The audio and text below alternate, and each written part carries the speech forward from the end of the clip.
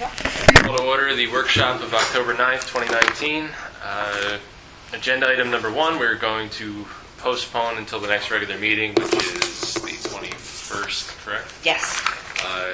Just a vote in an open regular meeting. Agenda item number 2, e-waste conversation with Mindy. Okay, so I got this. Apparently, e-waste is something that Phillipstown is not doing at all anymore, like wants nothing to do with it. If you have e-waste and you want to get rid of it, you have to go up to Royal. Computers and all And that. Yep. So it's a big problem for people. And I had even somebody came in, like with a printer.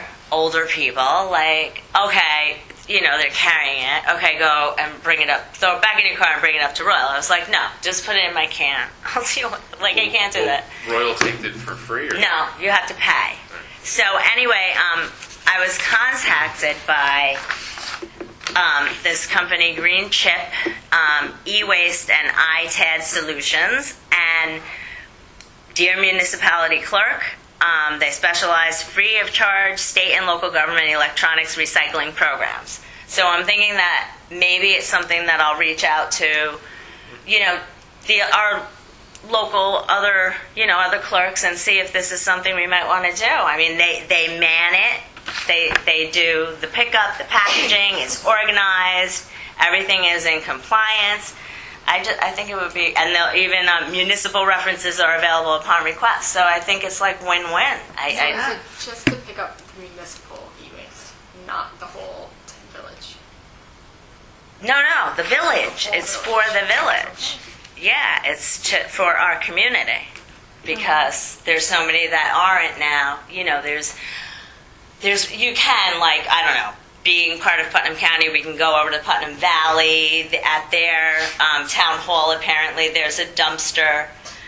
But who wants to schlep all the way over there if it's something that we can offer? So anyway, I just wanted, as trustees, if you guys have input or want to talk to people about it and see if there's really that much need for it, I just feel like it's... if they want to do it free of charge and we can do a pickup day once a year. That's what I'm... Yeah. All right, so you know what? I'll scan this. I'll give everybody copies. You guys look at it. I just thought it was almost like... It was the timing of it because of our cleanup day and Royal's like, no TVs, no e-waste, no computers, no, And we got rid of ours last year. Right? All of our stuff. We did a cleanup here. We had a ton of this stuff, right? Yeah, we had dot matrix printers from 1980. So we have a dead media library at NYU, so I can also take stuff down there. There you go.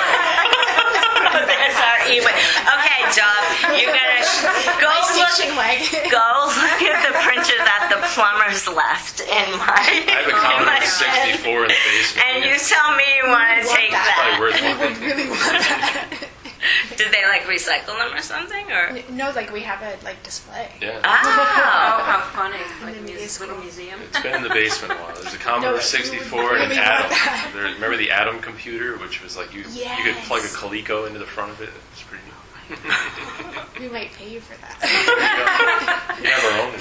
All right, so we'll move forward a little bit. That's a good idea. We'll move forward a little bit with this and But see why where the it town's goes. not taking it at all anymore? Nope. Are they doing anything with their dump up there or nothing? Oh, Taking metal probably still. yeah, because That's a little- whatever they can have another company come and take out, Yeah. from what I understand. And the people who they had the contract with to do this Yeah. won't do it for free anymore, so they stopped it. Well, maybe they can They tell us. probably that. get It's money costing for them money metal. to take it But for free. you know what I noticed though, because I went on all the websites and everything and checked, and they're still advertised as being a drop-off point. So people are still going up there and still getting turned away, and that's frustrating. Yeah. Well, you they know. just put it in went in back with a tractor trailer. That's what the TVs and all that stuff went Yeah, in. there was just like a container there that they were just Well, dumping everything. it was a closed tractor trailer. Yeah. But then a company would come and take it away. No, they hauled it. They hauled it away. The town with their own truck hauled it to whoever they hauled it to. Okay. It's just like the recyclable metal. They take that when it gets full. They take it because they get money for that. Right. Right. See that's the thing. Either it's going to be free, or they're going to get money for it, or they're not going to do it. But I think this would be a good idea, so. Do they we'll, recycle any of it? I think they recycle all of it. Oh, good. There's got to be something. They probably in it for sell that. it. I mean, that's probably Yeah, I hear about it on television one night, 60 minutes. fully organized and staffed collection events for your town or county. 2 New York-based electronics processing facilities. R2, couple of numbers that don't make any sense to me, certified. Handle all electronics in compliance with all state and federal recycling laws. New York Department of Environmental Conservation registered electronics waste recycler, and municipal references available upon request. So it sounds like they're doing all the right stuff. It almost sounds too good to be true. Yeah. So let's get some of them references. Why isn't the town entertaining it then? It's so good to be true. I don't know. Maybe they didn't get to Tina. Maybe Tina's too busy to read every piece of mail. Maybe somebody else didn't read it. I don't know. Maybe they see green chip on the envelope and they just throw it away. There could be a number of different reasons. You know? So What time did we tell Roberto? he told us 7:30. 7:30. Or he told the world 7:30, so that's How why. long do you guys need? I think our presentation takes like 15 minutes, depending on how many questions you guys have for us. All right, let's squeeze you in now then if we can. Yeah, we're happy to do that. I'm gonna scooch around. Just for the record, it's Eliza Starbuck for the Cold Spring Chamber of Commerce presentation. And Rebecca Ramirez, who's the co-chair of the trolley committee. So we're presenting our in October on the 18th. We're going to present our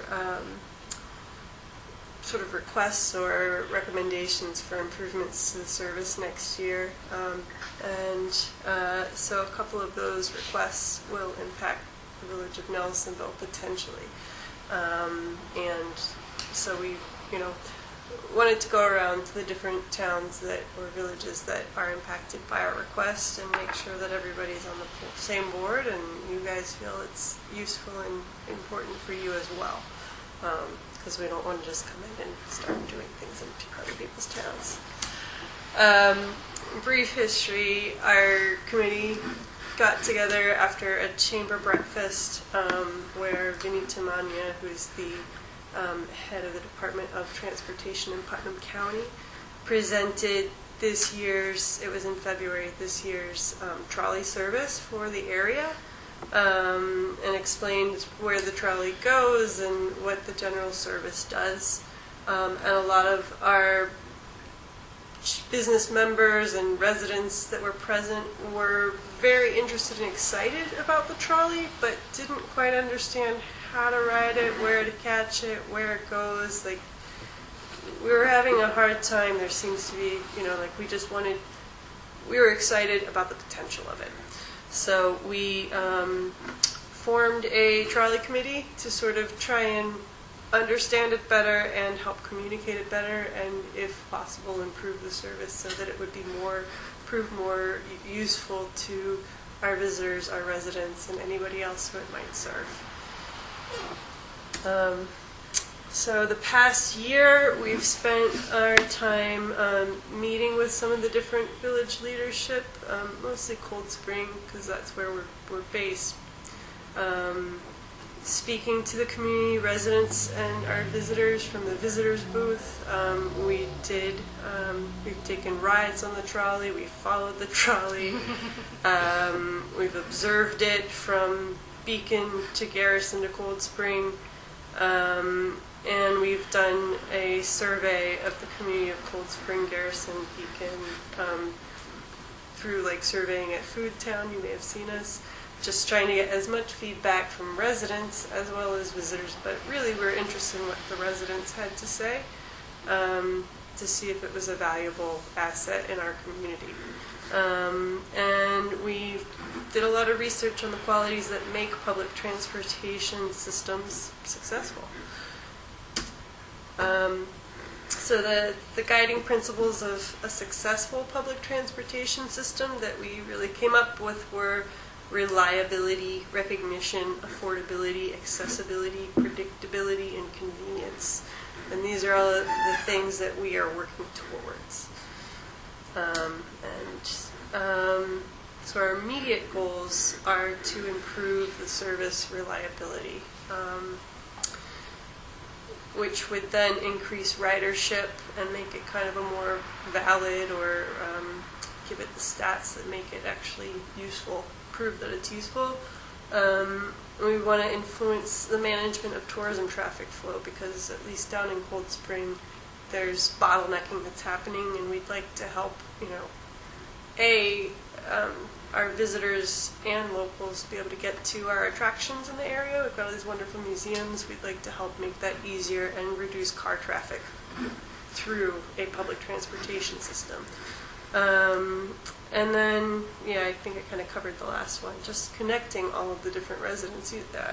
I've got customers in my shop that live in Nelsonville, and they don't drive a car. They've made it their goal to not have a car, and they walk up and down the hill, and they're like, oh, great if that trolley would stop us at home. So I think it has potential to serve the residents also, in addition to the visitors. And I think we've heard people say that they would like their kids to be able to go to the museum and things like that without them.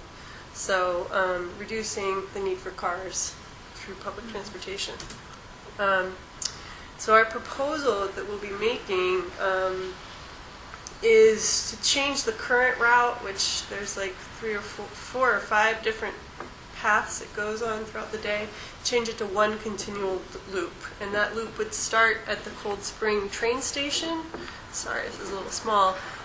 Go up Main Street, take a right on Chestnut, go past Chestnut Ridge, go down to the Garrison train station, pass all the, stop in Boscobel, go to Garrison, go to the library, go to Manitoga, come back, and then go up this line here.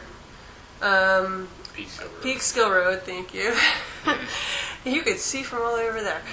And take a right and go up to Magazino, and then come back down Main Street in Nelsonville. And so we're recommending adding 2 stops in Nelsonville, one going in and one coming out, potentially. The exact locations, we would actually really like, feedback on, but we had a couple that we were looking at. So the 2 stops are what's going to be added, what we would recommend to add to Nelsonville. And really, in order for these changes in this proposal, for the trolley to start to function and provide itself as an asset to our communities, and as it's something that exists, it's already been paid for with federal funding. But we need the community and the local governments to buy into it, to actually, want it to succeed.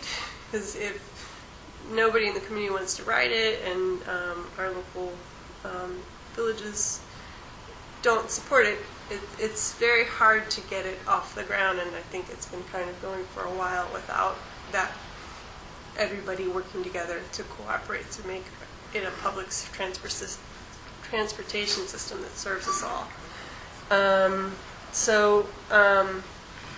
We're proposing that the village permits limited signage, so that the public has the opportunity to identify where the trolley will make scheduled stops. So stops have been the biggest problem or issue that we've been struggling with, and there's no signage on the streets. So really we're asking our local officials to approve of locations with actual stop signs.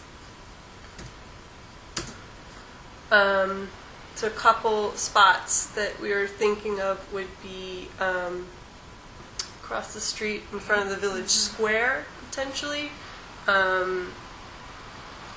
That, and this is kind of coming through Nelsonville. Our current map doesn't show it passing that, but we had discussed possibly in front of Homestyle Creamery, and we're concerned about the traffic flow in that particular place.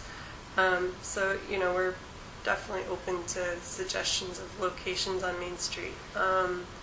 But this was one potential location. And then out front of the town hall here would be another potential location.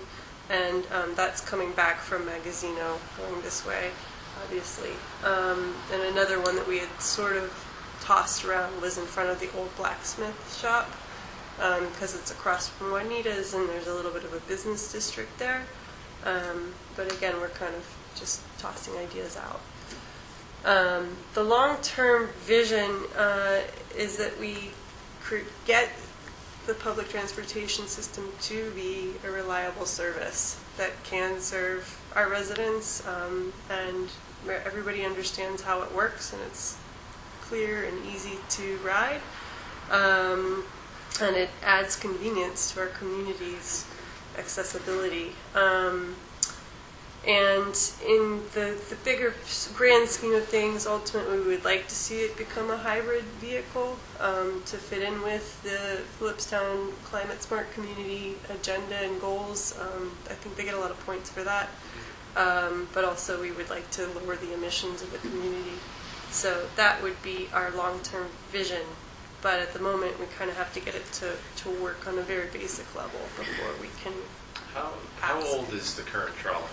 The current trolley is about 12 years old. Right, so it's due for replacement. That's right. That's right. I took a class in education for sustainability, and I wrote a paper on the trolley. We were supposed to look at a sustainability project.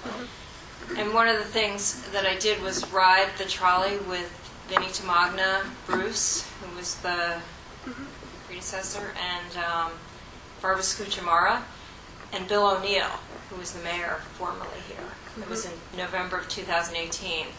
And Vinnie said that the trolley was stopping at Pearl Street and at Homestyle. Yep, I have a letter from the property owners that they gave to Mayor O'Neill, which they had asked for, giving ingress and egress. So, he redid that whole parking lot and they striped it and it's flat now and there's an entrance and an exit.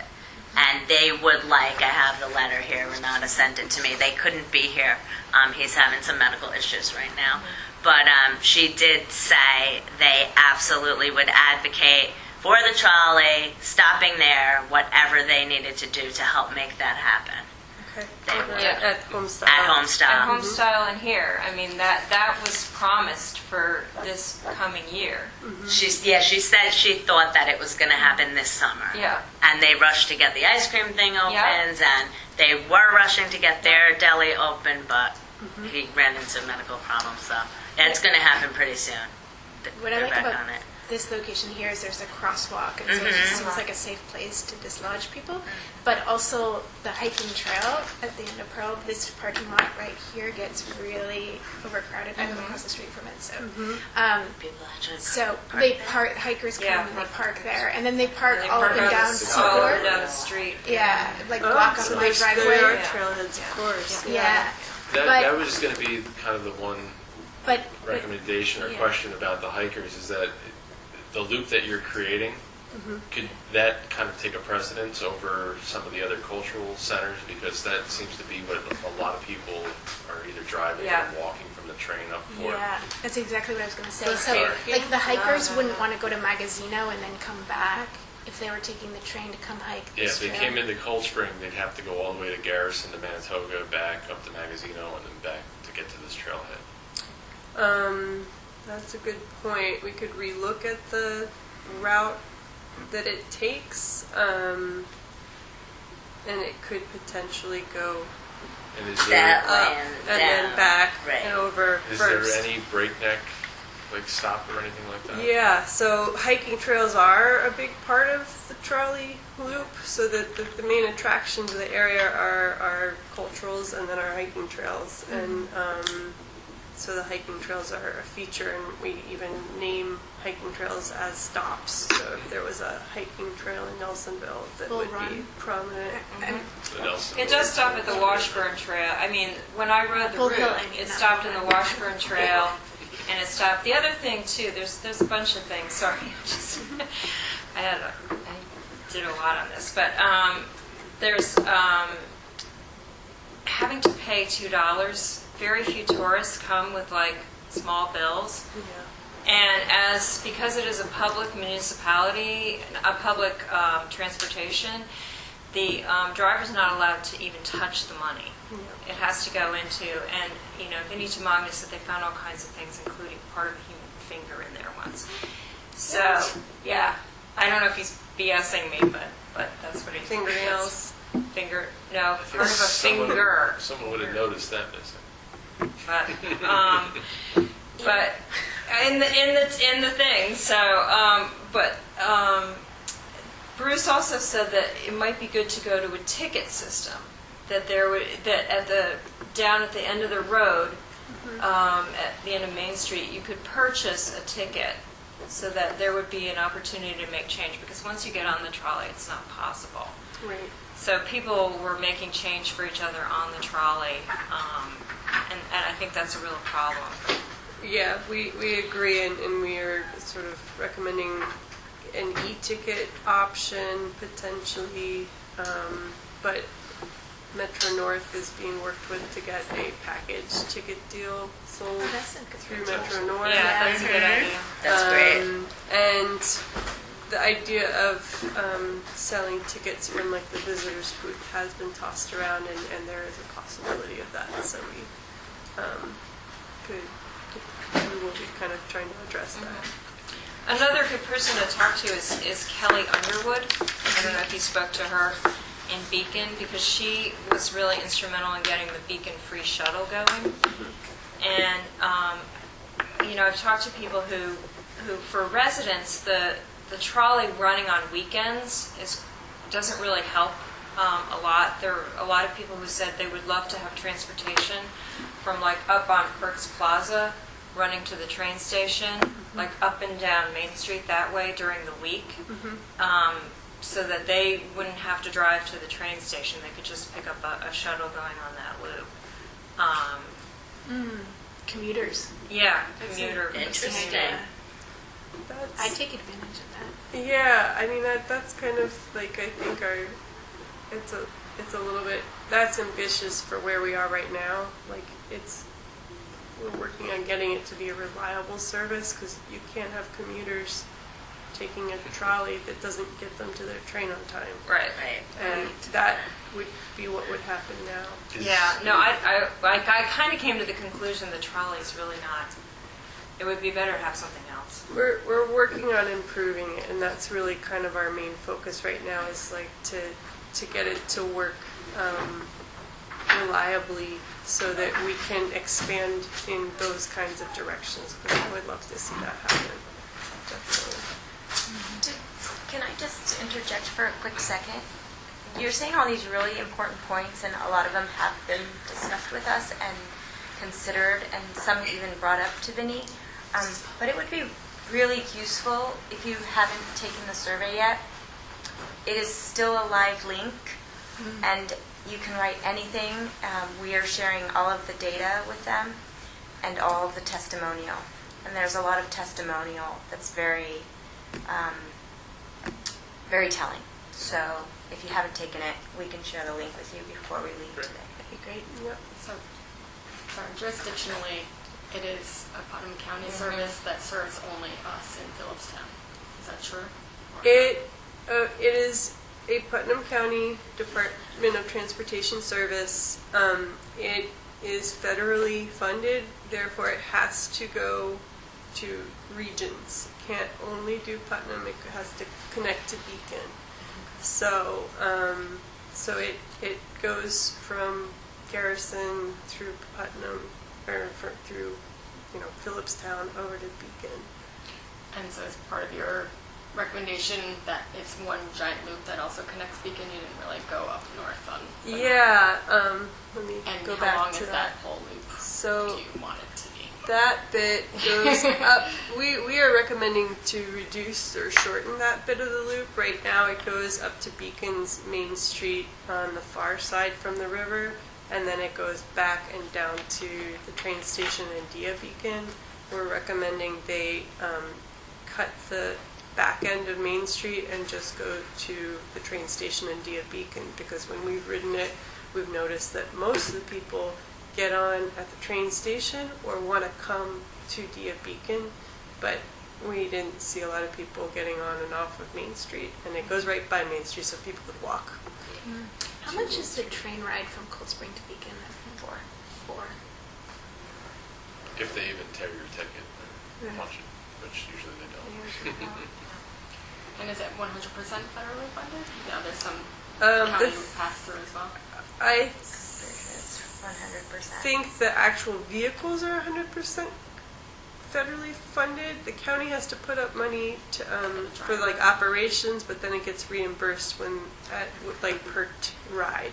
Is it still stored here, or is it going No, back to it's It Carmel? goes back to To the Carmel. DOT off of Yeah, Fair Street it's there? a little, Because I see it on 84 every once in a while. Really? Oh, yeah. That's how they go back. Yeah, it goes back from Beacon, though. So ultimately, you're getting local buy-in, and then you have to present this plan to the county That's to get right. changes done. That's right, and that'll be happening on October 18th. That's the county. Okay. Yeah. Do they need to vote to change the loop, or I is don't- that the director's? I'm not sure how it works. I believe the director kind of decides that with the planning, the Department of Planning, Transportation, Development. So they'll decide together, but he seems pretty willing to work with us, and wants the community buy-in. Like, they ultimately want to provide a useful So- service. Do you want from us tonight an official kind of recommendation of, because I think the two stops that you mentioned are perfect. Yeah. I think it's just a matter of the order of them that could be tweaked a little bit more. Yeah, please. Yeah. Are you And I like the idea of also naming it after Gold Hill, our hiking trail, to sort of get that on the map. Because I think that is the highway that draws the most people to Yeah, Nelsonville. there's literally probably, I won't say hundreds, but dozens of people who are using this trailhead now that walk up Main Street from the train.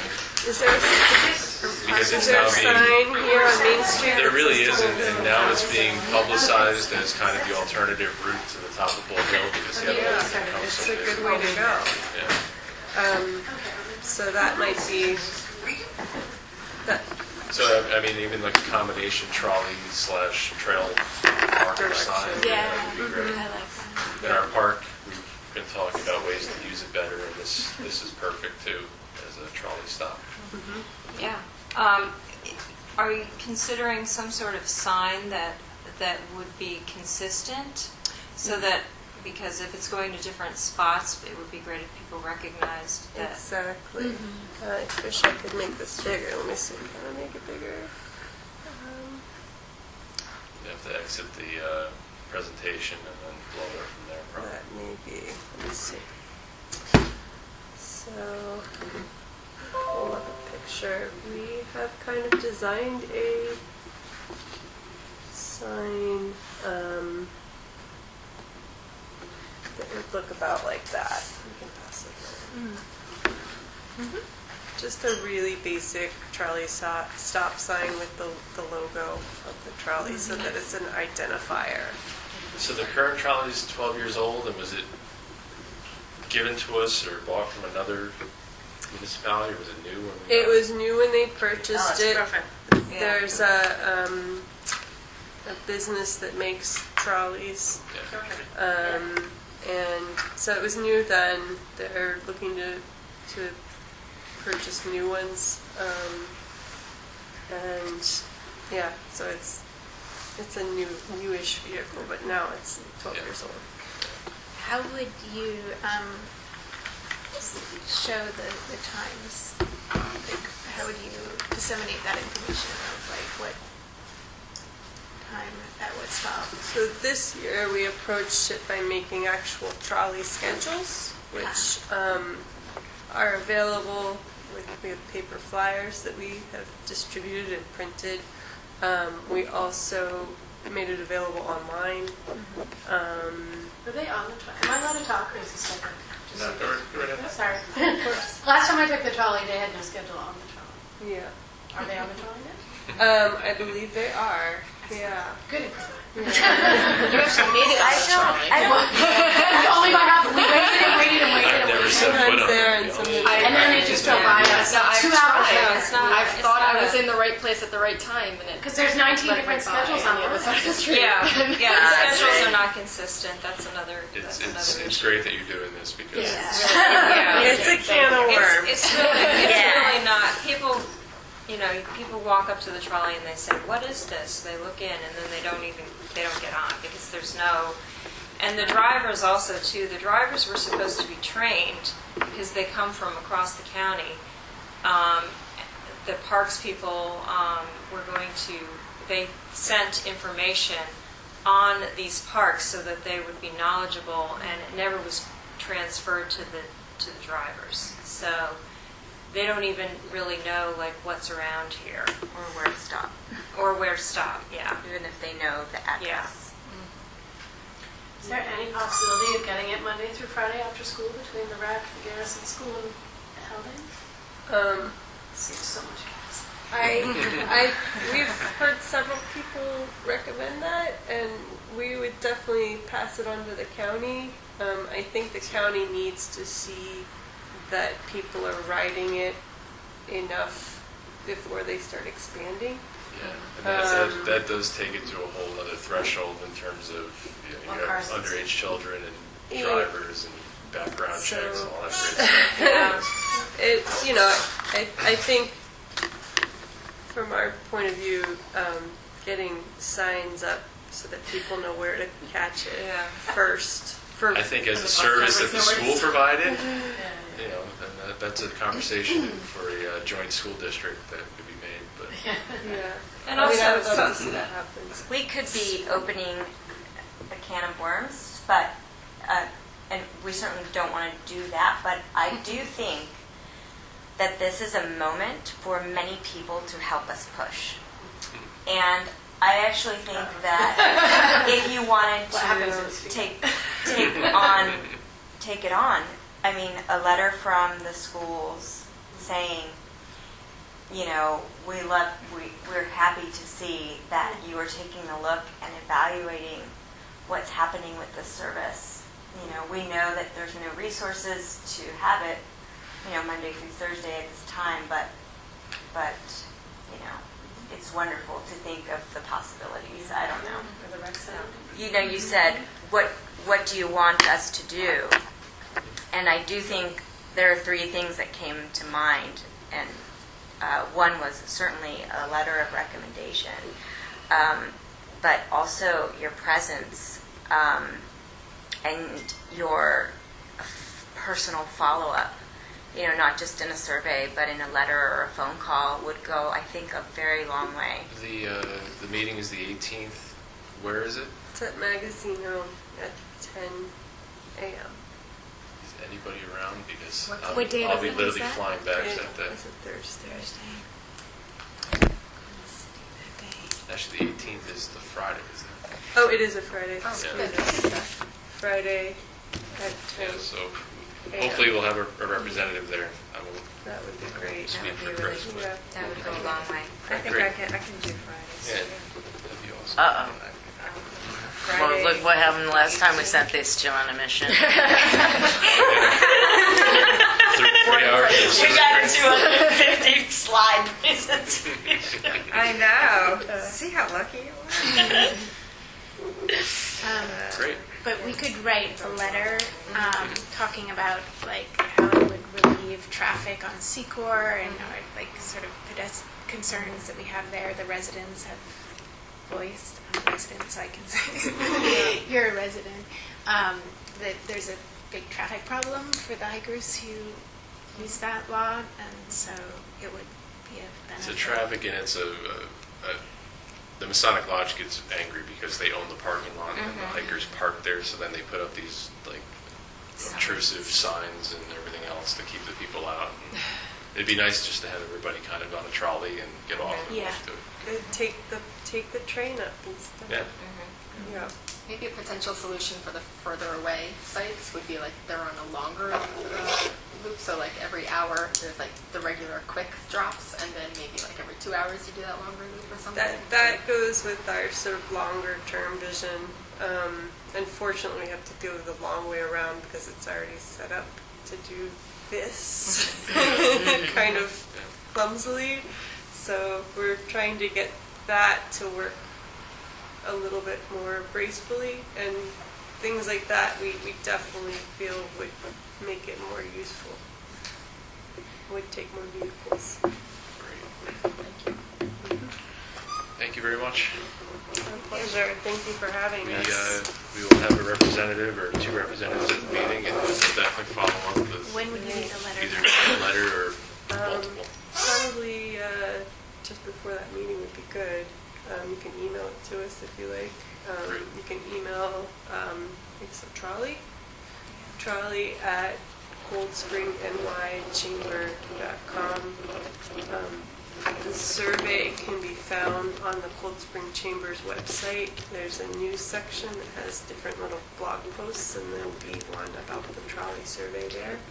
So that's the easiest way, but I can also email that link to you We guys. can put Okay. that right on the website. Yeah, if you email it to me, we'll get it on the website, we'll get it on the Facebook page, we'll try and push. Village clerk at nelsonvilleny.gov.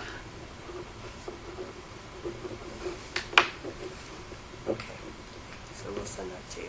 Great, thank you. Yeah, I've never seen the schedule, I've never rode the trolley. It is online, There is, but But there's multiple, Yeah. right? There's so Yeah. many schedules. Yeah, there's so many. But Going back to It's on the chamber website right now, yeah. Okay. And again, this is, It's gonna change though, for it's gonna hopefully for the change, spring. And this is kind of our first year into it, so we've been really trying to tackle all these issues that everyone sees very clearly.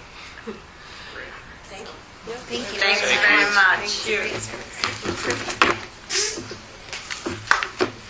Last agenda item for tonight is Roberto Mueller, Complete Streets presentation. Thank you for being patient. No, of We course. just flip-flopped around and Yeah, no, I'm sorry. filled some There've time. been so many 7:30 meetings that I forgot that this one starts at 7. And the board meeting started at 7:30. Yes. Yeah. But I'm glad you guys were able to go. I'm actually wondering if we could start with the CCA questions, just because I know some folks Sure. from the community came out to hear that. Yep. Probably more interesting than the complete streets. So how aware is everyone of the community choice aggregation opportunity? Like Phillipstown and Cold Spring are part of it, so on and so forth. Yep. I'm just curious, I guess, what the general awareness has been so far. Well, we had our conversation and I relayed that information. Oh, okay, so what we talked about on the that's- front. Yeah, so that's it. Okay. As far as, Are there any questions that have come up? No, I think I was on the board in Cold Spring when we were doing that process down there. Right, because it so- took a couple of years. Yeah, right? so we're I'm pretty familiar with it. Do you have a sense as a board if you do want to join the CCA? I think we probably do. I mean, I don't want to speak for everyone, but I don't see any. As long as it's made clear to the public what it is, Sure. and that they have the option to opt out of things if they wanted to. Isn't that great? We have a cool example. We've been getting all of our utility bills for the town of Phillipstown because we're doing energy audits for our government buildings. And we were able to compare 2 years of Central Hudson rates to the CCA rate since it started in July. And it's not a big difference. The Central Hudson average rate, this is for supply, because delivery is controlled by Central Hudson no matter what, so that is just up to them, and it fluctuates month to month. So for Central Hudson over the past 2 years, the rate was 6.734 cents per kilowatt hour. And the mandatory rate for the 2-year contract in the CCA is 6.361 cents per kilowatt hour. So it's a savings of like 0.373 cents. So not much. And for our rec center, we were doing records and it would save us like $400. So for us, it's fine because it basically breaks even, but the real incentive is it's 100% renewable electricity, which aligns with our climate smart goals, so on and so forth. Yes. So it was nice to actually be able to see that proved in numbers from our own records, corresponding with what Hudson Valley Community Powers put out on their website and so on and so forth. Could we have access to the data so that we could use it for Sure. people who have questions? Okay. Yeah, I can email that to everyone as well. Great. I also really recommend the town of New Paltz. It's been a long time trying to find actually good FAQs on it, and theirs is much better than even the CCA administrators. They have, I think, the most specific answers to a lot of questions, specifically where the actual power is coming from, and the breakdowns in terms of electricity that's generated, and also what are called renewable energy credits. So it's the idea of like spending money to subsidize renewable energy generation somewhere within New York State, even though the electrons themselves may not end up powering our lights and fans. But it's the idea, like, by investing in it, we're changing the whole infrastructure of the state so that the percentage of renewables continues to increase. So the whole state's profile is essentially greener. And with that added investment, it makes it more and more capable to grow. Because people will ask, well, if the electrons are, if my power is not actually coming from the windmill, how do I know for certain? And that's the way that it can be explained. And then New York State regulates that very strictly as well. Yeah, the only, the misstep that I saw was some of the public comments on Facebook and things when it first became public, that people thought they were being forced into it. Right. And there's definitely the opt-out option. Right, exactly. But the default is that you're going to. Yeah, exactly. It's opt-out. Yep. I guess it's not exactly an analogy, but if you buy electricity from Central Hudson, it's an opt-out program too. Because as soon as you get a meter installed at your house, no one tells you you have the option to buy electricity from other companies. Central Hudson won't tell you. So you're automatically enrolled in Central Hudson's supply, similar to how the CCA automatically enrolls you. And then if you have annoying neighbors who go around saying, hey, you can actually buy electricity from like Green Mountain Energy or these other companies, then you realize, oh, I can get an electricity mix from some other profile that's not. For us, it's mostly gas, nuclear, and hydro. But getting beyond that to hydro, wind, and solar primarily. So I guess that's one analogy that can be made to try to argue for it. And Central Hudson delivers it regardless of where the source is. Okay. So to be clear, would that mean that all Nelsonville residents would have their energy come from renewable sources unless they have opted out? Yes. Yeah, and the company is called Direct Energy. They have the contract. They won the award. And Cold Spring and Phillipstown are both doing this. And it keeps growing. Literally every 2 or 3 months, a new municipality joins. So I've lost track, but I know City of Beacon, City of Poughkeepsie, Town of Fishkill, Town of Marbletown, Village, and Town of New Paltz. And I think there are a couple new ones. Well, Garrison is Phillipstown. It doesn't have its own elected government. Putt Valley, if any of the No, other. Putt Valley's No one not. else. Yeah. Nobody else. We're the only town and villages within Putnam County, at least, doing it so far. What did you say the mix of the source of energy was? Mostly hydropower, and it's all within New York State, and then wind and solar as well. Didn't you say nuclear too? Yeah, I thought you said. No, Central Hudson's profile of nuclear. Yeah. One of the stipulations was the renewable energy couldn't come from nuclear to meet this requirement for the CCA. And how soon would they be able, if Nelsonville made the decision, how soon would they be able to implement that? I'm not positive, but it's probably a couple months, I'd assume. That seems to be the rate for the other municipalities. So what if you already we signed up for something, Green Mountain, or Right. we signed up at the That's a little trickier. farmer's market? So I, for example, still have a contract with Green Mountain Energy because I signed up a couple of years ago, and I think it expires, I don't know, next spring or something like that. There is a way to break the contract, and I think the Hudson Valley Community Power website, they have an FAQ on how to do that, but there have been issues. Some folks on our Phillipstown Climate Smart Task Force have not gotten responses back from Central Hudson with requests to make the transfer. So I think they're trying to work on that right now. So that seems to be the hiccup. One of the other critiques I've heard is just publicizing it. There have been some complaints that it hasn't had enough outreach effort, to make people completely sure of what it is and so on and so forth. And I think that's been a mix of, at least with the town and village, to be honest, there hasn't been too many repeat events, making sure that people know this is happening, especially publicizing it in a way that a lot of households understand what's going on. There were some mailers going out, I think, to every household in Phillipstown, but unfortunately sometimes people throw them out. So it seemed like the response was, when it was adopted, a lot of people felt completely surprised. But there have been weekly office hours at the village of Cold Spring, in Beacon, I think up in Poughkeepsie too. So the presence has been there. There just hasn't necessarily been the connection to actually let people know that it was available. Do you have any data on how many people opted out? Actually, I did look it up at one point. I think it was probably, no, I'm going to just make it up. I don't remember off the top of my head. But it was surprisingly low. I thought it was going to be worse, at least for Phillipstown. Mm-hmm. It might have been around like 10%, but it was probably less than that, maybe 5%. Okay. So the plus side was, 90% of households switched into this 100% renewable, which was a huge success, seen from that perspective. So if it happens automatically, then you don't...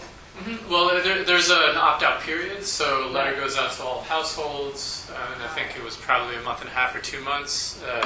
The person, whoever receives it, can, I think, just sign a letter saying, yes, I do want to opt out, and they mail it back. And then if they want to be in the program, they don't have to respond at all. So you can just ignore it. Smart. Is there infrastructure change that happens? Like, you don't just flip your switch and it's a different source? How does that work?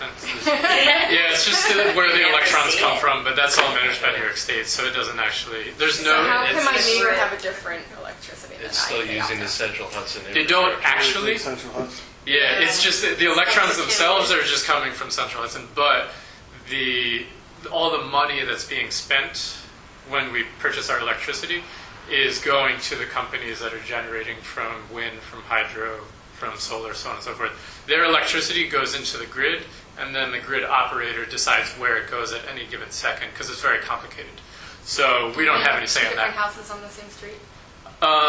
Everyone's getting the same electrons. Okay. So most likely everyone in Cold Spring, Phillipstown is getting a lot of nuclear, gas, and hydro. But because all of our money is going to support these renewable industries, we're basically investing in that development. Yeah, we're making a financial Central shift. Hudson must get some kind of maintenance fees or something from the companies. No, it's totally separate. So it's just the the source. state that's at one point changed. just separated delivery, which is all the lines and the infrastructure outside of the generating plants, and the other part of the bill was the supply, and that, I don't remember when they switched this to separate the two, is completely separate, so it has no overlap. Who owns the lines? Central Hudson does. They own the lines. Yep. Mm-hmm. So that's why we have to pay that $20 baseline subscription, and then their per kilowatt hour charges. It's usually around 9 cents, 8.5 cents, just for the delivery. So usually the majority of any electricity bill is just going to Central Hudson for delivery charges. Like I had one recently, it was $45 to Central Hudson and $19 to Green Mountain Energy, just for the generation. So it's usually 2/3 around. For those people who have to break their contract, is there a fee that... It depends on the company, and oftentimes there is, yeah. So that could be a sticking point too, if residents feel... But if residents are But on a they- contract with a Yeah. renewable energy supplier, it probably makes sense to just finish it out and then switch to the CCA Okay. eventually. So in But- that scenario, they would opt out of the CCA until their contract expires? No, they don't even end up getting a letter because they're all. So, for example, I never got a letter at my house because I had delivery from Central Hudson and on my bill supply from Green Mountain Energy, and so Central Hudson, when the CCA was being developed and they got all the addresses for people who were receiving Central Hudson supply, all those addresses got this letter, and everyone else who was with the third party already did not receive it because it's a separate contract. And then, because I have that in my studio, I don't know who it's with, but it's the manual. But I guess so when the contract is over, would it just roll over into? So when your contract expires, so you have to talk with the company because they sometimes automatically enroll you in just their fluctuating rate. This happened to me. All of a sudden, the rate went up with Green Mountain. So I called them and I said, hey, what the heck is going on? Oh, well, it was a 3-year or something contract expired, so now you're in our variable rate program. But at that point, there's no contract anymore. So I could have easily just said, all right, yeah, I'm good. I want to go to Central Hudson. Okay. At this point, I could just say, all right, I'm good. I'm going to join the CCA that we already have. So. Right. Okay. Good to know. But you can find out who your provider is, Yeah. and you can call them and ask, is there a cancellation fee? How much is it? Is it worth doing? If you're already getting 100% renewable energy and the price isn't that much greater than the 6.3 cents, Right. then it's probably fine to just leave it. It Let it sounds expire. about the same, like the relationship It's between around there. Central Hudson charges. Yeah. It's So very close. Hardly. yeah, the folks who have the ESCOs, the third-party electricity already, are a very small percentage for the most part of the puzzle. So. Will the CCA ever go with a variable rate? No, the contract is it has to be every 2 years, a fixed rate. Yeah, and so what's really cool is Westchester, they had this on the New Paltz FAQ. Residents and businesses combined have saved like $15 million, but that's also a huge population. Since they created their CCA, how long ago? They had started probably 5 years ago, I think. And what's cool is the CCA has also created a kind of like a financial structure to then do other green infrastructure projects. So if a bunch of municipalities in Westchester decide that we want to have an LED switchover program for all of our streetlights, they can essentially collectively bargain with some company that sells the lights and find a contractor with an RFP to do the installation and say, we will offer you this many streetlights combined in a contract. Can you give us a reduced rate for the work? And so they've been able to vastly reduce the price of a lot of these infrastructure projects. So that's been an additional perk to the electricity pricing.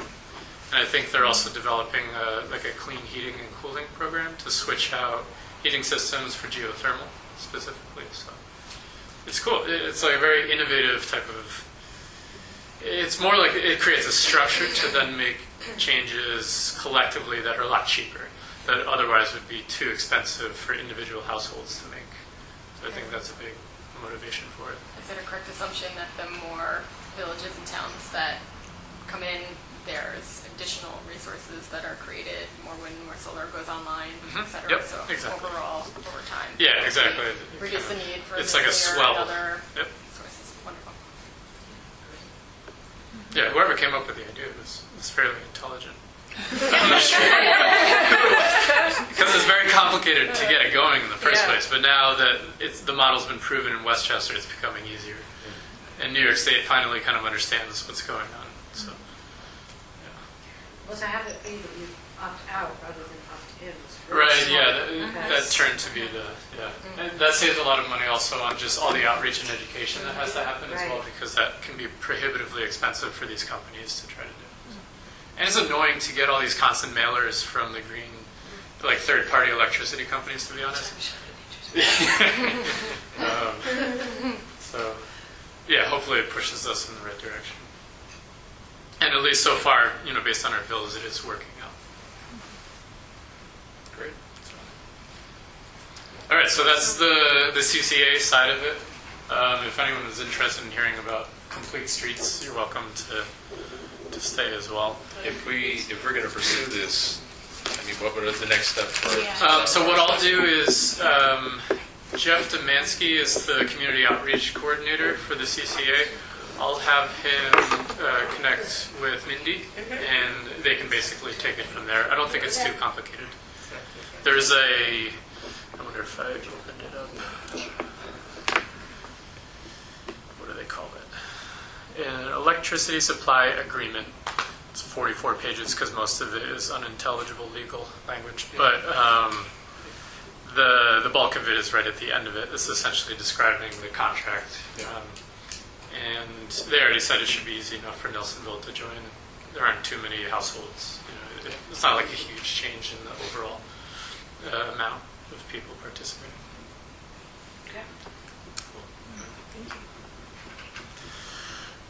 So for complete streets, I guess we did in July a presentation at the Desmond Fish Library just to learn about what it is. So we had a woman named Emily Dozier from the Dutchess County Planning Department come and do a presentation because Dutchess County adopted what's called the Complete Streets Policy and have a lot of experience with it and have learned about obstacles and so on and so forth. And this came about through a couple, I guess, avenues. The Climate Smart program that Phillipstown is pursuing, one of the actions that we can take is adopting a complete streets policy. And also the Phillipstown Community Congress Trails Committee, which was the #1 voted issue through that forum that was going on a couple years ago. And basically residents, business owners from around the community got together at a couple forums, raised suggestions on different issues in the community that they want, everyone's governments, but also organizations to work on together. And then there was a vote that went out through mail and I think also online. And so I think the top 10 were ranked. And so the issue of developing bike paths or pedestrian walkways around Phillipstown, especially trying to connect different parts of the community, was the #1 issue. So they formed this Trails Committee and started looking at different options, and parallel to our Climate Smart program, stumbled upon this program or policy called Complete Streets. So that's the context of how it first came up. And essentially it's just a policy that encourages local governments in planning when it comes to approving new buildings, but especially in issues related to roads and streets, how any project will affect different users. So automobile drivers, truck drivers, public transportation, youth, elderly, those with disabilities, cyclists, tourists as well. And so the idea is to have a holistic analysis of any potential project or repairs that need to happen. If there's sidewalk repairs, questions come up. Is this actually useful for someone who's in a wheelchair? Can we improve upon it? Those are the types of questions that would be addressed in it. So the idea is to establish essentially just an infrastructure so that a project wouldn't accidentally overlook an opportunity to make an improvement. So there is a presentation. What I can do is, I think just to simplify it, I'll pass around a few pictures when we get to that point, but I can just narrate since we don't really have a white wall to show it up on.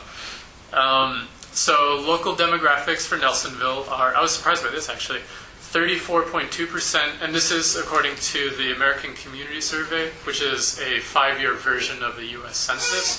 So there is a margin of error, but usually it's fairly accurate. I went to census training in Tarrytown yesterday, and I just learned about the difference between the two of them, and they say that one is 90%, so there's a 10% error margin. Right. So it's not very big. Not as good as the census, but it's still pretty good. And you can access this through American Fact Finder, which is a wonderful resource. You can literally find out all of these facts about any community. And so they have it for Town of Phillipstown, Village of Nelsonville, Village of Cold Spring. What was that again? American Fact Finder. And so it's a federal database that has all sorts of demographic information. So for Nelsonville, the population under 18 is 34.2%, so fairly large. And so that highlights under 18 is, essentially kind of there are some kids starting to drive, but it's essentially a non-driving population, so it depends on parents driving a lot, school buses, so on and so forth. I was really surprised by this also. Only 4% of the population is over 75. In comparison, I think Cold Spring was around 13%. They have senior housing. Yeah, so that's probably a big Sounds part. right. Yeah. It does. Yeah, Sounds that would right. explain it. Yeah. And then 6.2% of the population is living with a disability, with some margin of error. And so these are examples of parts of the population that would benefit from more analysis through a complete streets policy. Benefits of complete streets, this is coming from Emily Dozier's presentation. Community resource access for non-drivers, so getting to a post office, if there are healthcare facilities nearby, schools, so on and so forth. In light of the Climate Smart Communities program, reduce greenhouse gas emissions. And to give context, we're about to finish our community greenhouse gas emissions inventory for all of Phillipstown, which we decided to include the 2 villages in the calculations. Vehicle emissions are by far the largest. They outshadow everything else by a pretty large degree. Part of that is because there are a lot of commuters passing through. But when we did a community survey, vehicle emissions just from residents was also very high as well. So it's a substantial obstacle that we'll have to somewhat figure out. And the good thing about complete streets is it creates kind of a foundation for looking at options to try to reduce emissions from cars and trucks. Pedestrian cyclist safety is also a benefit of it. Health improvements through exercise and improved air quality. Local economic benefits, which was really cool to see. Retail sales and real estate values go up fairly tremendously when there are, for example, rail trails nearby or really nice pedestrian corridors for people to move around within a community, which kind of makes sense because just people are likely to spend more money when they're on foot and feel like this is an enjoyable space to move through versus moving around by car. And real estate values go up just because of the appeal of having that in your community. So it's kind of, it seems intuitive. And then also just further fostering a sense of community as people spend more time outdoors, as probably a lot of us understand living in villages. There's more coincidental running into people instead of having to plan everything. So I guess some of the spontaneity that can happen. So the current options for getting around without a car, perfect that we had a discussion on the Cold Spring trolley, which is one of them, but obviously limited and has issues in terms of awareness and visibility. The Office for Senior Resources has volunteer medical transport through the local senior center between 8:30 a.m. and 12:30 p.m. with a 7 to 10 day advance reservation. So it's a great thing that we have, but it's dependent on volunteer drivers, so it can be limited. But still, I think a really beautiful thing that our community offers this, but also highlights the potential need for that support for seniors who don't have their own transportation. So I guess what I'll do now is just pass around the computer so you can look at a few photos. Just examples of within Nelsonville possible places for improvement. One of which is right at the top of the hill coming from Cold Spring, transitioning from Cold Spring into Nelsonville, a section where parking kind of disappears, and it's just an issue of like cyclist safety. As you have these transitions, sometimes you're forced, into the middle of the road. Another one, and I'll pass this around again, is about visibility of pedestrian crosswalks, and especially where the signs are, if trees are blocking them, how far away or how close do you need to be before you can see the sign. And then also sections of Nelsonville that maybe could benefit from having a sidewalk on one side of the road where there's already an existing sidewalk on the other side, but like one side is closer to some businesses, so on and so forth. So just ideas of possible improvements that can come up. So I will. One thing they said in there that I really liked was to slightly, it's not a speed bump, but to slightly raise the crosswalks. And then they were a different color. And I was out here with Alan Potts during Bike Day, and he said people, even though he was standing out there with a stop sign, people were going around him. Drivers. Drivers at the crosswalk, and he was crossing bicycles. And people don't really. The crosswalk doesn't mean anything a lot of times to some people out here.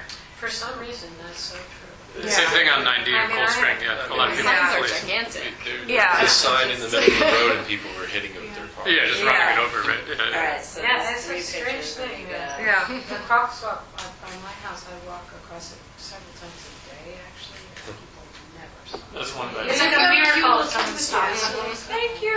So when they did the redesign of Main Street or 301, like what was that, 15 years ago or something like that? Right. These bump downs were put in to reduce speed because Right, it was supposed to make it the illusion of a narrower road, but it seems like they've just made it worse. Yeah. So while that's being passed around, in conversations with Phillipstown and Cold Spring so far, some of the ideas that have come up, some are short term, some are long term, and one that has definitely gained some traction already that the Trails Committee is looking into is trying to develop a pedestrian connection to the Manitou School and also to Boscobel because the farmers market is there. So connecting to kind of where Downey Oil is, having some sort of sidewalk. The real challenge is the bridge crossing the Foundry Brook. So the research begins to figure that out. Yeah, zip lines maybe? That'd be kind of cool. Never put a sidewalk on There's Main abutments Street. for the original bridge underneath the present bridge. You can probably build on the bridge. Build off of that, yeah, that would be We great. complained about that for years. We Yeah. have to throw our kids over the fence so they walk on Park Street because there's no sidewalk on Main Street. Right. And they don't And they stop would until never put it in. Yeah, a lot of cars. All of a Yeah. sudden, we're down here, Yeah. let these change. Yeah. It's almost. Have you seen the suspension bridge That's over the at Fort bad Montgomery? thing. We've been- They put it Yeah, to go to. yes, it is. You could probably pull They something are off like that. Right, underneath. yeah. Ridiculous. It wouldn't- Yeah, the problem is ADA compliance. Yeah. Right, as well. So that's one idea that's come up, and that seems more attainable just because the distance isn't too great, and there's a lot of demand for it in terms of school, safety for children, but also access to, I guess, a public service through the farmers market. But also Boscobel is very interested as well, so would be interested in helping, trying to finance it or find funding. So that partnership between nonprofit and municipalities definitely is a good thing. This is much more ambitious. There is the idea of somehow trying to connect the recreation center to the Desmond Fish Library, to Garrison School, the post office, some of the businesses there, and also to the Phillipstown Park, somehow through a pedestrian trail or corridor. And ideally having a branch that also connects to the train station. Because obviously in Garrison right now you have to walk on the side of 90, and that's much worse than anything that we have in the village. Go down to Garrison on a Saturday and Sunday. They go from the trains at Manitou train station up the hill. People walk right up, yeah. 90, right down the road to I the know, bridge. and they're taking their lives in their hands. Can we have the Phillipstown Park open for the winter? That'd be great. No, they can't. Put a nice, yeah, they can move the ice skating rink there, yeah. Seriously, Yeah, why not? I go in there to photograph the waterfall, and I think Can't get in there. the neighbor doesn't like me. They leave notes on my car. So Yeah. I block the gate. Oh, right, because you can't actually get in. Yeah, it's not a bad idea. So that's obviously a big undertaking, but there's some interest at least, and I think that was actually one of the main ideas that first brought the Trails Committee into existence. A lot of folks feel like we should at least be able to connect our schools to the library. Like that seems kind of ridiculous that we haven't figured that out. The challenge is private property, so on and so forth. But anyway, it creates at least the idea of somehow trying to work on it. Other ideas have been working with the state on improving cyclist safety on 9D, because right now it is the New York State official bikeway. It is part of the connection between Albany and New York City, but of course it's really intense biking on 9D. Lots of people do it, but it's risky. What are the actual legal parameters for it to be a bike lane? Because it doesn't seem like there's actually. So it's not a bike lane, it is a shared roadway with no signs actually letting anyone know that it's a shared roadway. So that's, There's a sign saying it. there's a sign, New York State Bike Route 9. It says it's a shared highway, but, I mean, if the state cut the grass back a little bit, it might help a little bit, True, right. you know? So, I guess politically speaking, the incentive for the town and the two villages adopting the complete streets policy is then we can put more pressure on the Department of Transportation saying, we are taking this seriously. We know that these are issues. This road is literally part of the New York State Bikeway, and it isn't being addressed in terms of safety. And it's being publicized as the corridor, so a lot of people are coming up from New York City to bike on it, but also locals as well. And we're doing everything we can to focus on these issues, and we really need you to start taking it seriously as well. And that can also go for the county in terms of Route 403 or Route 10 or Fishkill Road. They're limited because of historical stone walls, so on and so forth. But if there are opportunities to improve, biking safety on those roads, it's something to look into. So we see it as adopting the policy is just an added, form of leverage to try to work with the state and the county. Because unfortunately, a lot of the roads are not under any of our municipalities' control. That's the biggest problem we have with the crosswalk. Yep. We can't do anything with it. And that's why we can't get a crosswalk at Homestyle either. Yeah. The business owner wants one, the people who live across the street Really? want one. The state. And the Well, state, yeah, that is a they said, perfect we example. don't need it, The we guy don't told me need the other it, day you from the don't need state, it. it's Nelsonville, it's a village, we can't do nothing to it. I said, you can't, it's a state road. Can we do it though? It's a I state mean, road. you No. can't. It's a state No, the road. village can't touch it. Yeah, it has to be. I It mean, has to be the state. technically, you can't, you gotta go from cut to a cut. And you have that there, you have a cut to a cut by a driveway to the lot. Compared to a lot of places around here, like the one at the school, across to the school, that goes from a curb. I watched the lady almost dump the kid out of her stroller because they have to go down this curb. In front of Haldane? No, that's coming downstairs, 301 down here. Oh, okay, gotcha. Yes. And, they say there's special ways to do it, like in a 40-mile-an-hour zone, a crosswalk. That's a really brilliant one. Right. Yeah, definitely. So, yeah, that's a big issue. Those are probably the main issues, at least in the villages. It's just improving the safety of the crosswalks. And the challenges, because it's It's controlled by the state. crosswalks, and here it's signage and speed control. And Right. snow shoveling. Yeah, snow Can we shoveling. remind absentee owners that they have to hire someone to get snow shoveling? Oh, yeah, right, that's another Because part I of mean, complete we streets, walk sure. or It's bike, actually a very good point. like, it's the law, right? Did Because I can't walk to last school year, with did my we kids send letters without going out into Main Street or when it do any snows. kind of Because if notification? somebody doesn't live there. Last year was a mild winter, really. It wasn't that bad for, Yeah, except we for were the lucky ice. last There's a year. lot of When we had ice. the ice, we sent letters out, right? But there's still days Yeah. and days and days where we can't safely walk to school without going in the middle of Route 3. No, there are a couple offenders that. We know already, right now, already. Can we There's find them? 2 right here. Yeah. I I mean, hate to. they were sent numerous letters about their lawn, getting up I to don't the care about the chest lawn, I height, still walk safely. about the shoveling last year. And now the Airbnb house, they're not going to come and shovel the front of that house. They're random. They own it. That's what I mean. They have to have somebody do it, but Mark will be busy this year. we can project what's going to happen. Okay. So, Living on Main Street, it is a battle to keep the snow off the sidewalks because Yeah, but if you try, you're good. It's the people who never. I'm who telling don't you live that there. even Yeah. like even a year like last year, there are certain periods of time when we're getting a lot of ice. Yeah, It's the plows. really hard to do. I mean, well, our sidewalk is like. so You got a narrow. really narrow It's sidewalk. on- for the It's yard. almost on the impossible, I street, mean, it's just so like every You time put they your plow, garbage it's can like there, and there's that's this it. much The snow. sidewalk's blocked. Yeah. So, It's really, And I don't know if there was ever any talk about this, but it would be nice if the village had, some help for us down there, some way to, I don't know, snow blower or plow or something to get well, the it. county used to come in Sometimes. and cleaned it when it was You're right. bad. They would clean it only from Peekskill Road down. Right. They wouldn't, and the one side I remember going down from to where I am, and do the whole road. I mean, the county puts the snow on the sidewalk, and you can't throw it back in the street, Right. Not supposed and you can't throw it on your yard, because most people don't have a yard to throw it on. But I'm saying, No, I usually call the county up and see if I can get Jerry to come over and take care of it. Maybe we could have radiant floor heating underneath the sidewalk. Oh, yeah, go really. Pretty nice. That's ambitious.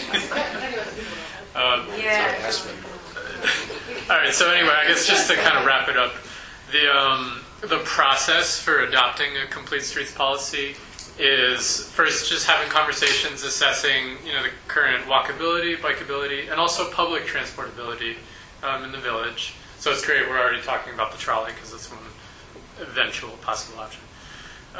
Reviewing maintenance practices when sidewalks are being replaced. What's the process? Are we already looking at these issues? They say planning a network, and I think really what that means is how do we prioritize improvements when something needs to happen? So do we establish just like a small radius, from Village Hall that we're going to focus on it first, or the big issues, and then eventually maybe tackle some other outlying issues? Reviewing the approvals process for building and parking placement, disability access management, sidewalks, curb ramps, street trees and landscape buffers, because those also should be part of complete streets in terms of beautification efforts. And then also bicycle access and bicycle parking in terms of having bike racks, and also transit connections, usually more important for cities when you have various forms of public transportation. Then the next step is developing a complete streets resolution and guidelines. What's great is we don't have to reinvent the wheel because Dutchess County has already created one. City of Beacon has one that more or less overlaps with the village approach. It's a little different for the town. So we have to kind of reinvent ours for the town level. But at least for the villages, the Beacon example is very easy to just kind of adapt a couple words and use it. So what I'll do is also forward the Beacon Complete Streets resolution and guidelines. And this last thing that I'm going to mention in addition to this presentation, just so you have access to it afterwards. So the last thing they say is promote the 5 E's: engineering, education, enforcement, encouragement, and evaluation. Making sure that it's a community effort, that it's not just government driven. So having presentations as a project is coming up and having some public input, but also having an evaluation process. Are we actually making any difference? Is this complete streets policy just a waste of time? Or has it actually been implemented in the right way? And then the last thing that I want to mention, which is really great, is Dutchess County has a complete streets checklist that any department has to fill out when there's any new project on the table. And I can pass this around as well, but it's essentially just ask questions about, are we considering walking and bicycling safety, existing roadway facilities, public transportation, and it touches on all the other issues, accessibility, safety, but also looks at issues like key destinations. Are we actually connecting people with resources or tourism opportunities? Are there green spaces being considered as well? Blah, blah, blah, goes on and on. But trying to see if there's anything else. And then it has questions for the new project. How will you address this? Sidewalk width, for example, so on and so forth. And they have it nice and color-coded to make it user-friendly. So probably with the Beacon example, this checklist, and then the presentation. I can also send you what Emily put together. Hers was like 80 slides. It was humongous. It was fascinating. So much information, but way too much. But there are some examples in there of what Dutchess County has done and some of the issues, a lot of photographs, which is sometimes the best part, to be able to give examples. And probably with that amount of information, it should be pretty easy if you as a board decide that you want to go forward with it to just move and adopt it. Send me the couple of pictures of Nelsonville. Yeah, and that's in the presentation, so I'll send it to you as well. Great. And so with the town, I think we'll probably adopt it, I don't know, maybe sometime in the spring or early winter, once I get around to revising the policy. And that will get us points through our Climate Smart Communities program, which is great. And this will also be integrated into the comprehensive plan update that we're doing as well. And so on and so forth. And then the real challenges will be trying to work with the state and the county on most of the issues. But I know Cold Spring, because they have control of at least their main street, some ideas have come up on improving safety and crosswalks and doing raised crosswalks. So the blessing for them is they actually have the control. The curse is they have to pay for it, or find the grants. They spend all the time trying to get the grants. So it's a mixed blessing. But there definitely are some opportunities to move forward. And hopefully the crosswalk to Manitou and Boscobel will come to fruition and can kind of serve as an example of the policy actually doing something. Great. Again, it's one policy for all of Phillipstown. We don't have to adopt our own separately.